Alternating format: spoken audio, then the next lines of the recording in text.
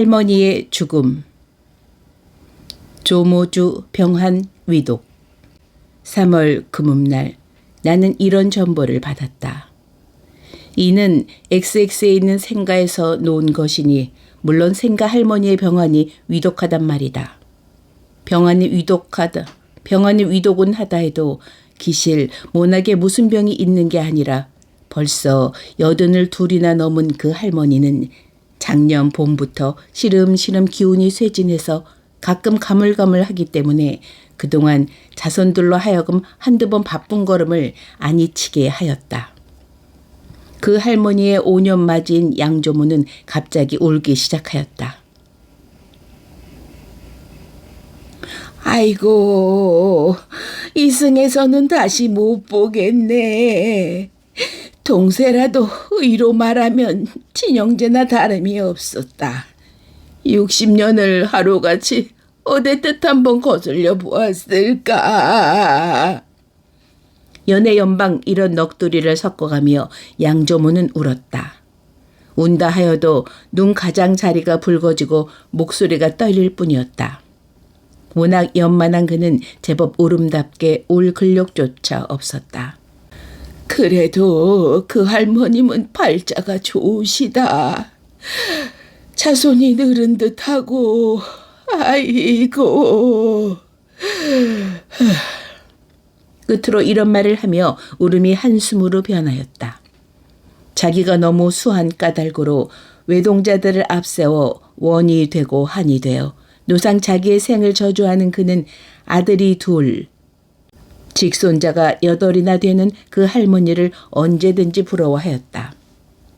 지금 돌아가시면 호상이지. 아드님의 백발이 허연데 라고 양모도 맞방망이를 치며 눈을 멍하게 뜬다.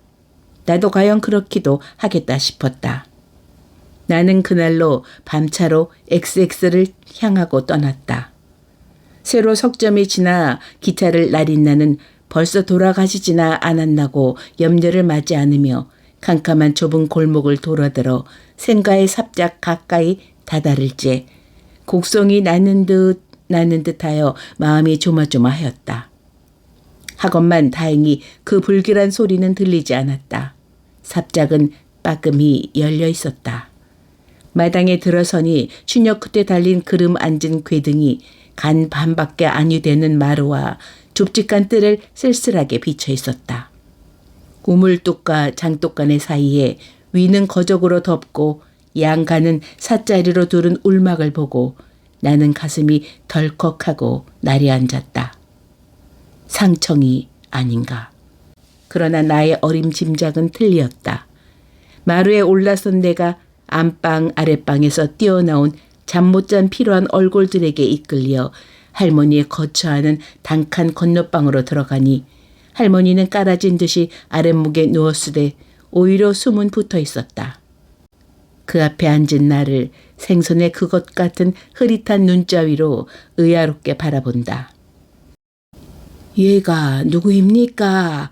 어머니, 얘가 누구입니까? 예안이 씨로 예절 알기로 효성 있기로 집안 중에 유명한 중모는 나를 가리키며 병자의 귀에 대고 부르짖었다. 몰라. 환자는 담이 그리렁그리렁 하면서 귀찮은 듯이 대꾸하였다. 제가 누구입니까? 할머니. 나는 그 검버섯이 어릉어릉한 뼈만 남은 손을 만지며 물어보았다. 나의 소리는 떨렸다. 저를 모르시겠습니까? 제가 땡땡이 아닙니까? 네가 땡땡이냐? 오는 듯이 이런 말을 하고 그나마 내가 잡은 손에 힘을 주는 듯 하였다. 그 개게 풀린 눈동자 가운데도 반기는 빛이 역력히 움직였다.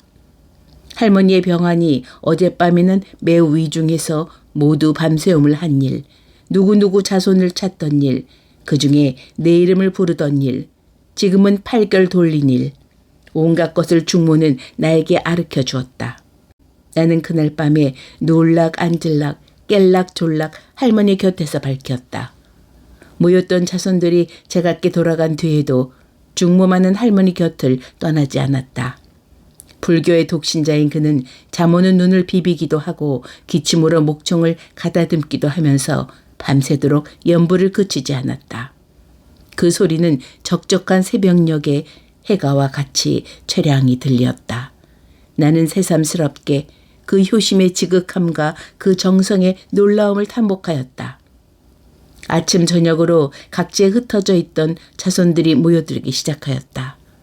방이라야 단지 셋밖에 없는데 안방은 어머니, 형수들이 점령하고 뜰 아랫방 하나 있는 것은 아버지, 삼촌, 당숙들에게 빼앗긴 우리 젊은이 폐해 사육촌 형제들은 밤이 되어도 단 1시간을 눈 붙일 곳이 없었다.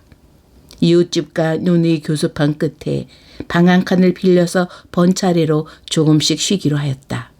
이 짧은 휴식이나마 곤부인부 교란되었나니 그것은 3분 들이로 집에서 불러들이는 까닭이다. 아버지와 삼촌네들의 큰 심부름, 잔심부름도 적지 않았지만 할머니 곁에 혼자 앉은 중모의 꾸준한 명령일 때가 많았다.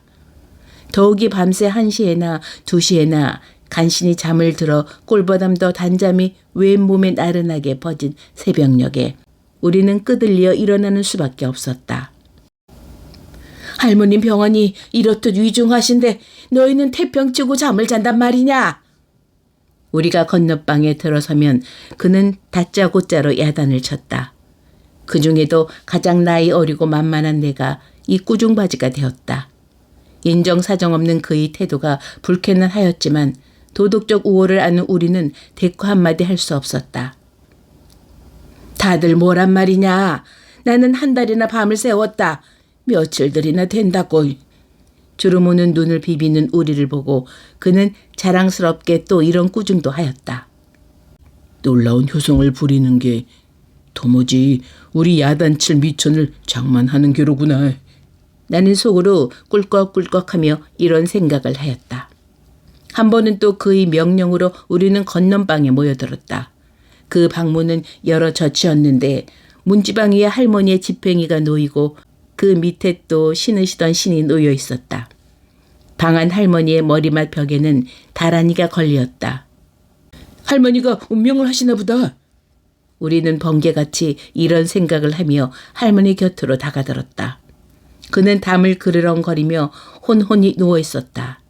중모는 흐르는 눈물을 걷잡지 못하며 그의 귀에 들이대고 울음소리로 아미타불과 지장보살을 구슬프게 부르짖고 있었다. 한동안 엄숙한 긴장이 여기 있었다.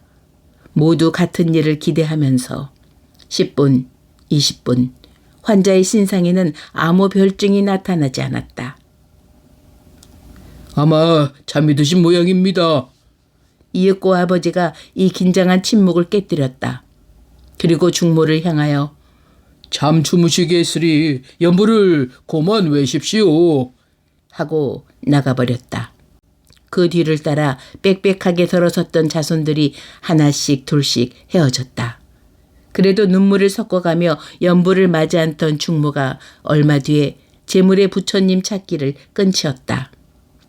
그리고 끝끝내 남아있던 나에게 할머니가 중모가 왔다고 하던 일, 자기를 다리러 교군이 왔다던 일, 중모의 손을 잡아 비틀며 어서 가자고 야단을 치던 일을 이야기하였다.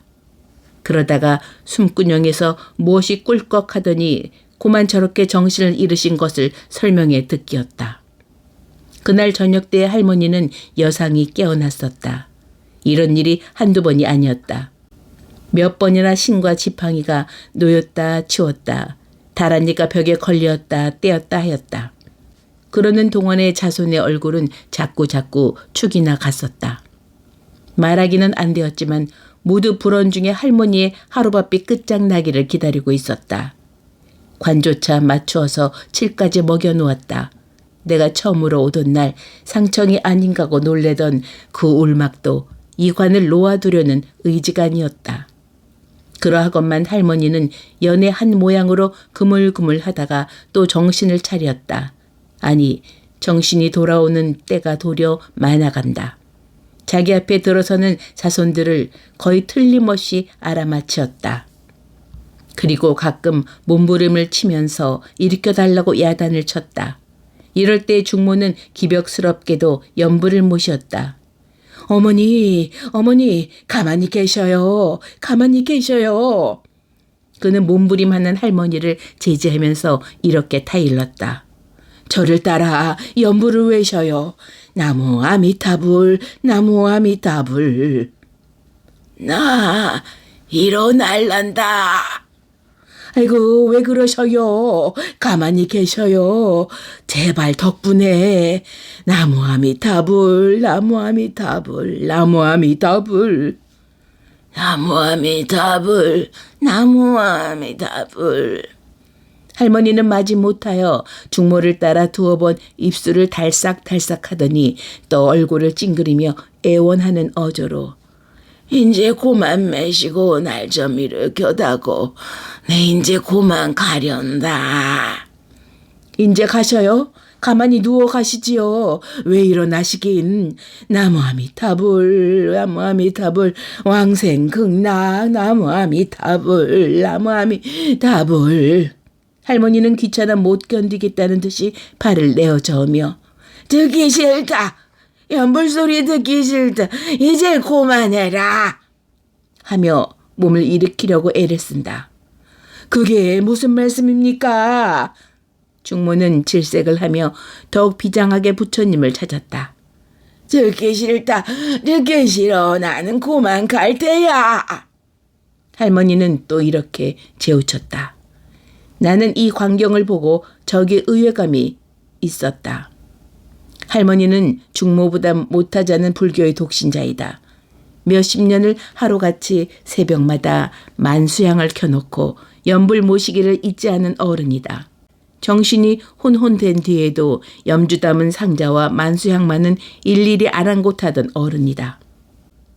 하루도 만수향을 세갑 네갑 켜시겠지. 금방 사다 드리면 3개씩 4개씩 당장 다 켜버리시고 또 안 사온다고 꾸중하시고. 작년 가을 내가 귀상하였을 때 계모가 웃으며 할머니의 노망 이야기를 하는 가운데 만수향 켜는 것을 그 하나로 헤아렸다. 그리하던 할머니가 왜 지금 와서 연부를 듣기 싫다는가. 그다지 할머니는 일어나고 싶으신가.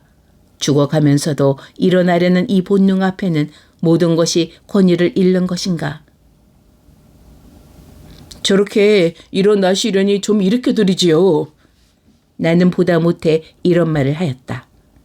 안 된다. 일으켜드릴 수 없다. 하도 저러시길래 한번 일으켜드렸더니 어떻게 아파하시는지 차마 배울 수가 없었다. 어째 그래요? 나는 이렇게 반문하였다. 이 반문에 대한 중모의 설명은 더욱 놀랄 것이었다. 할머니가 작년 봄부터 맑은 정신을 잃은 결과에 늙은이가 어린애가 된다고 뒤를 가리지 않게 되었다. 게다가 이 2-5달 전부터 무엇을 자꾸 청에 잡수시고 오세고 욤바닥에 함부로 뒤를 보았다.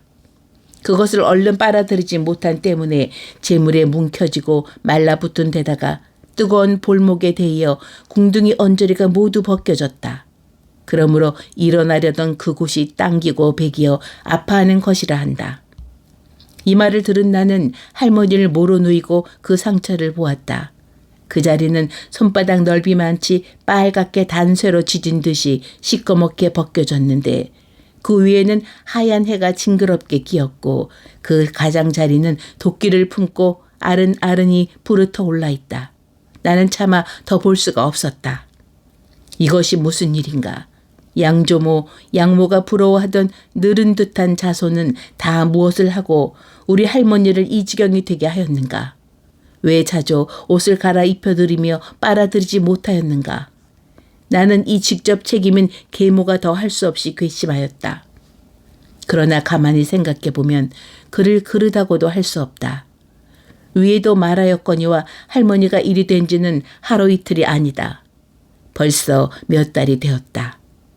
이 긴 시일에 제 아무리 효부라 한들 하루도 몇 번을 흘리는 뒤를 그때 족족 빨아낼 수가 없으리라. 더구나 밤에 그런 것이야 일일이 알 수도 없으리라. 하물며 계모는 시집 오던 첫날 밤부터 골머리를 앓으리만큼 큰 병객이다. 병명은 의원을 따라 혹은 변두머리라고도 하고 혹은 뇌진이라고도 하고 혹은 선천부족이라고도 하였지만은 하나도 곤쳐주지는 못하였다. 30이 될락말락하건만 60이나 70이 된 노인 모양으로 주야장천 자리 보존하고 누워있는 터이다. 제 몸이 괴로우니 모든 곳이 싫은 것이다. 그리고 나까지 아우르면 아버지 슬하에 아들만 넷이나 되건만은 지금 60노경에 받드는 어느 아들 어느 며느리 하나 없다. 집안이 넉넉지 못한 탓으로 사방에 흩어져서 제 풀실하게 눈코를 못 뜨는 까닭이다. 이 책임을 누구에게 돌릴까? 나는 알 수가 없었다.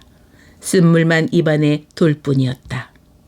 그 후에 또 이런 일이 있었다. 어느 때 내가 할머니 곁에 갔을 적이었다. 할머니는 그 뼈만 남은 손으로 나의 손을 만지고 있었다. 이능아, 이능아.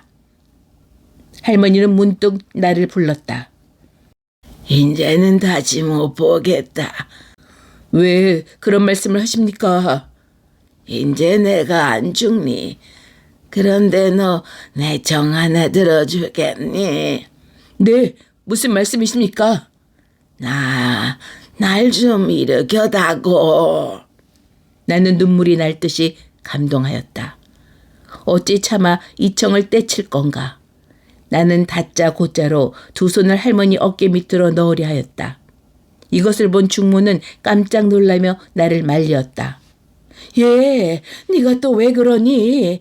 일으켜드리면 아파하신데도 그 애가 그러네. 그때 약을 사다 드렸으니 그 자리가 이제는 아무렇겠지요. 나는 되었단 말을 듣는 그날 약 사다 드린 것을 생각하고 이런 말을 하였다. 아니야, 아직 다 낫지 않았어. 오늘 아침에도 일으켜드렸더니 몹시 아파하시더라. 나는 주춤하였다. 할머니의 앓는 것이 애처로웠습니다. 어머니, 가만히 누워 계셔요. 네? 일어나시면 아프십니다. 중모는 또 잔상이 타이르듯 말하였다. 할머니는 물끄러미 나와 중모를 번갈아 보시더니 단념한 듯이 눈을 감았다. 한참 앉아있다가 나는 몸을 일으켰다. 이때 할머니가 눈을 번쩍 뜨며 문득 어디를 가? 라고 물었다. 나는 주춤 발길을 멈추었다. 할머니는 퀭한 눈으로 이윽히 나를 쳐다보더니 무엇을 잡을 듯이 손을 내어 저으며 우는 듯한 소리로 서방님, 제발 나를 좀 일으켜 주십시오. 서방님, 제발 나를 좀 일으켜 주십시오. 라고 부르짖었다. 할머니, 그게 무슨 말씀이십니까? 얘가 아닙니다. 서방님이 무엇이야요? 중모는 바싹 할머니에게 다가들며 애초롭게 아르켜드렸다.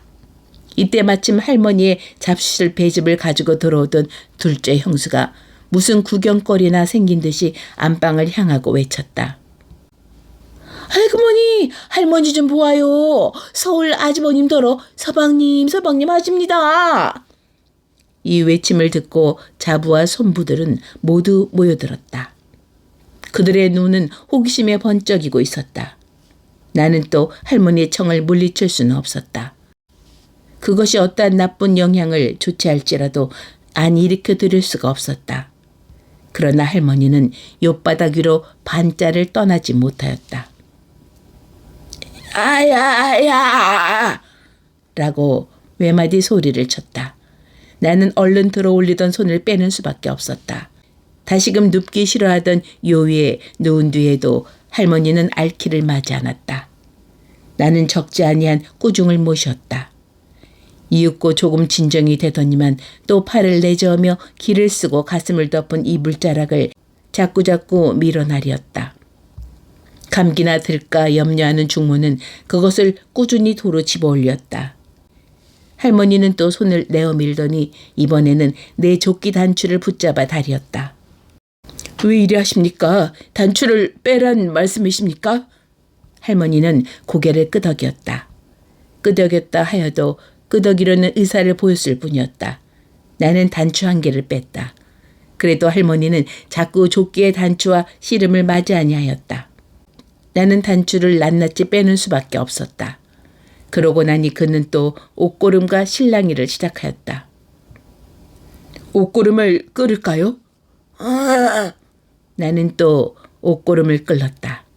끌은 뒤엔 할머니는 또 소매를 잡아다리었다. 왜 이리 하셔요?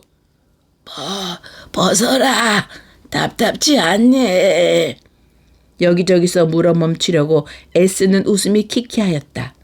나는 경멸과 모욕의 시선을 그들에게 던졌다. 자기가 얼마나 답답하고 갑갑하기에 나의 단추 끼운 것과 옷고름 맨 것과 저고리 입은 것조차 답답해 보일 것이랴. 여기는 스디튼 눈물과 살을 저미는 슬픔이 있어야 하겠거늘 이 기막힌 광경을 조소로 맞아야 오를까. 나는 곧 그들에게 침이라도 베앗고 싶었다. 하되 나의 마음을 냉정하게 살펴본즉 슬프다. 나에게는 그들을 모욕할 권리가 없었다. 형수들 앞에서 앞가슴을 풀어 젖히려는 할머니가 민망스럽기도 하고 딱하기도 하였다. 환자를 가엾다 생각하면서도 나의 속 어딘지 웃음이 움직인 것은 부정할 수 없는 사실이었다. 더구나 내가 젊은이 폐가 모인 이웃집 방에 들어갔을 때 무슨 자미스러운 일이나 보고 온 사람 모양으로 득의양양이 이 이야기를 하고서 허리를 분질렀다. 거기에서는 할머니의 병세에 대하여 의론이 분분하였다. 그들은 하나도 한가니가 없었다. 혹은 변호사, 혹은 은행원, 혹은 회사원으로 다 무한년하고 있을 수 없는 형편이었다. 나는 암만 해도 내일은 좀 가봐야 되겠는데 나는 그 전보를 보고 벌써 돌아가신 줄 알았어. 올 때 친구들이 북폰이 뭐니 부위를 주길래 아직 돌아가시지도 않았는데 이게 웬일이냐 하니까 그 사람들을 말이 돌아가셔도 자손들에겐 그렇게 전보를 놓으니 하대그려. 그래 모두 받아왔는데 그 중에서 제일 연장자로 쾌활하고 말 잘하는 백형은 웃음 섞어 이런 말을 하고 있었다. 암만 해도 오늘 내일 돌아가실 것 같지 않았는데 이거 큰일 났는걸. 가는 수도 없고. 나는 곧 돌아가실 것 같지 않아. 은행원으로 있는 육촌은 이렇게 맞방망이를 쳤다. 의사를 불러서 진단을 해보는 것이 어떨까요? 부산 방직회사에 다니는 사촌이 이런 제의를 하였다. 옳지, 참 그래 보아야 되겠군. 아버지께 이 사연을 아뢰었다. 시방 그물그물 하시지 않나. 그러면 하여간 의원을 좀 불러올까? 의원은 아버지와 절친한 김주부를 청해오기로 하였다. 갓을 쓴 그 의원은 얼마 아니 되어 미륵 같은 몸뚱아리를 환자방에 나타내었다. 매우 정신을 모으는 듯이 눈을 나리 감고 한나절이나 진맥을 하더니 고개를 절레절레 흔들며 물러앉는다. 매우 말씀하기 안 되었소마는 아마 오늘 밤 아니면 내일은 못 넘길 것 같소. 매우 말하기 어려운 듯이 기실 조금도 말하기 어렵지 않은 듯이 그 의원은 초유의 판결을 언도하였다. 글쎄 그래. 워낙 노쇠하셔서 오래 부지를 하실 수 없지. 그러면 그렇지 하는 얼굴로 아버지는 맞방망이를 쳤다. 가려던 자손은 또 붙잡히었다. 그러나 할머니는 그날 저녁부터 한결 돌리었다. 가끔 잡수실 것을 찾기도 하였다. 잡수는 건 쭉 하여야 배즙, 국물에만 한 술도 안 되는 진지였다. 죽과 미음은 입에 대기도 싫어하였다. 그리고 전일에 발라들인 양약이 효험이 나서 상처가 아물었던지 자부와 손부에게 부축되어 꽤 오래 일어나 앉아있게도 되었다. 그 이튿날이 무사히 지나가자 한 해의 무지를 비수하고 다른 것은 몰라도 환자의 수명이 어느 때까지 계속될 시간 아는 데 들어서는 양이가 나으리란 우리 젊은 폐의 주장에 의하여 땡땡 의원 원장으로 있는 천엽의학사를 불러오게 되었다. 그는 진찰한 결과에 다른 증세만 겹치지 않으면 2, 3주일은 무료하리라 하였다. 그래, 그저 그럴 거야. 아직 괜찮으신데 백주에 서들고 야단을 하였지. 하고 일이 바쁜 백형은 그날 밤으로 떠나갔다. 그 이튿날 아침이었다. 우리가 집에 돌아오니까 할머니 곁을 떠난 적 없던 충모가 마당에서 한가롭게 할머니의 뒤흘린 바지를 빨고 있다가 웃는 낯으로 우리를 맞으며 할머님이 오늘 아침에는 혼자 일어나셨다. 시방진지를 잡수시고 계시다. 어서 들어가 보아라. 나는 뛰어들어갔다. 자부와 손부의 신기해 여기는 시선을 받으면서 할머니는 정말 진지를 잡수고 있었다. 나는 빙글빙글 웃으며 할머니 어떻게 일어나셨습니까? 할머니는 합죽한 입을 오물오물하며 막 떠넣은 밥알갱이를 삼키고 내가 혼자 일어났지 어떻게 일어나긴. 이 흉악한 놈들 암만 일으켜 달라니 어디 일으켜 주어야지. 이제 나 혼자라도 일어난다 하며 자랑스럽게 대답하였다. 어제 의원이 왔지요. 이제 할머니가 곧 나으신대요. 정말 낫겠다고 하던? 아! 하고 검버섯 빈 주름을 밀며 흔연한 웃음의 그림자가 오래간만에 그의 볼을 스치었다. 나의 눈엔 어쩐지 눈물이 핑 돌았다. 그날 밤차로 모였던 자손들은 제각기 흩어졌다. 나도 그날 밤에 서울로 올라왔다. 어느 아름다운 봄날이었다. 맑게 긴 하늘은 구름 한 점도 없고 아른아른한 아지랑이가 그 하늘거리는 깁올로 봄비단을 짜내는 어느 아름다운 봄날이었다. 나는 깨끗하게 춘복을 차리고 친구 몇몇과 우이동 앵화 구경을 막 나가려던 때이었다. 이때에 뜻하지 아니한 전보 한 장이 닥쳤다. 오전 3시 조모주 별세 1923년 9월 백조